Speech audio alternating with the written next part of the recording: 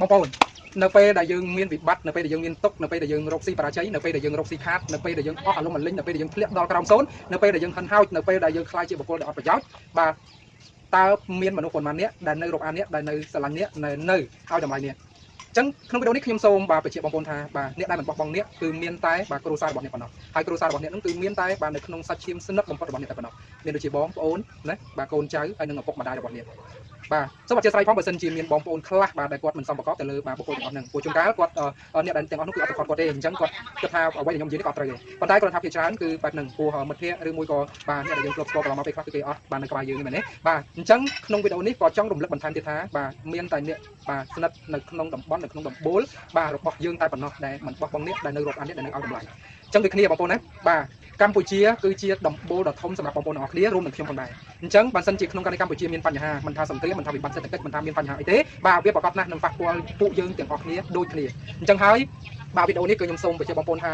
មានតែបាទបងប្អូនប្រជាពលរដ្ឋខ្មែរយើងទេដែលអាចរួបរวมដែលអាចសាមគ្គីដែលអាចជួយគ្នាគ្មានបរទេសណាមកជួយទេណានេះគឺជាបាទអ្វីដែលខ្ញុំចង់បញ្ជាក់បងប្អូនណាបាទនៅពេលដែលមានកលយុគគឺបាទមានតែយើងនៅក្នុងតំបន់ហ្នឹងហើយជាអ្នកដោះស្រាយហើយគ្នាយើងហ្នឹងហើយគឺជាការសាមគ្គីរួបរวมកាលណាយើងបាក់គឺយើងទៅរួចទេបងប្អូនណាបាទអូខេ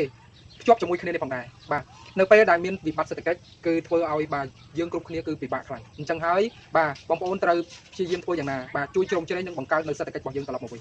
ជាមួយគ្នានេះផងដែរបាទជាមួយនឹង LSV បាទជាមួយនឹងអូកាបាទជាមួយនឹងបងស្រីលោកសំភ័របាទដែលគាត់គឺជាបាទជនជាតិខ្មែរបាទមានឈាមចូលជាតិខ្មែរបាទ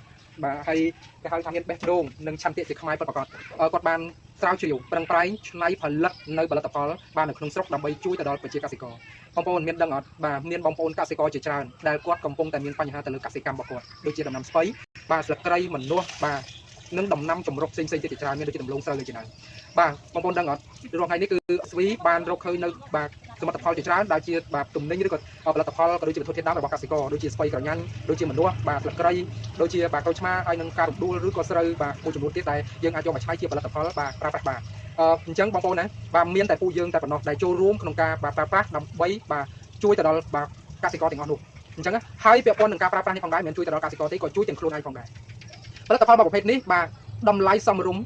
បាទបើបងប្អូនធ្លាប់ប្រើរបស់ brand ក៏គិតថាបាទវាថោកខ្លាំងណាព្រោះផលិតផលមួយដែលមានការទទួលស្គាល់ជាលក្ខណៈអន្តរជាតិបែបនេះបានន័យថារាល់ផលិតផលរបស់ LSV ទាំងអស់គឺសុទ្ធតែមានការទទួលស្គាល់បាទដោយក្រសួងកាភិបាល IO ហើយនឹងមន្ទីរពិសោធន៍ជប៉ុនបញ្ជាក់ពីគុណភាពល្អឯករបស់បាទផលិតផលបងប្អូនណាហើយនឹងពានរង្វាន់ក៏ដូចជា certificate ជាច្រើនទៀតបាទរបស់ LSV ដែលទទួលបានទាំងនេះគឺជាបាទភាពអស្ចារ្យមួយសម្រាប់កម្ពុជារបស់យើងបងប្អូនណាបាទត្រឹមតែ10000រៀលប៉ុណ្ណោះបងប្អូនជួយដល់ខ្លួនឯងបងប្អូនជួយដល់សង្គមមែនអត់បងប្អូនប្រើរបស់ល្អប្រើរបស់ដែលមានគុណភាពដែលជាផលិតផលនៅក្នុងស្រុករបស់យើងបានទាំងគុណភាពនៃការប្រើប្រាស់សុវត្ថិភាពនៃការប្រើប្រាស់ហើយបានជួយទៅដល់សង្គមបន្ថែមទៀតណាតាមរយៈការចូលរួមនឹងឯងអញ្ចឹងអូខេបងប្អូនណាបាទនេះគឺជាបាទការអំពាវនាវក៏ដូចជាការស្នើសុំពីខ្ញុំបាទដែលជាតំណាងចែកចាយភ្នាក់ងារចែកចាយរបស់ LSV ហើយខ្ញុំក៏អរគុណទៅដល់បងប្អូនបាទមួយចំនួនបាទហើយក៏ច្រើនទៀតផងដែលគាត់ចូលរួមប្រើប្រាស់និងគ្រប់គ្រងហើយប្រើដោយមោទនភាពតែម្ដងប្រើដោយក្តីស្រឡាញ់ប្រើដោយអារម្មណ៍រំភើបពីព្រោះបាទជាមួយនឹងគុណភាពជាមួយនឹងបាទការចូលរួម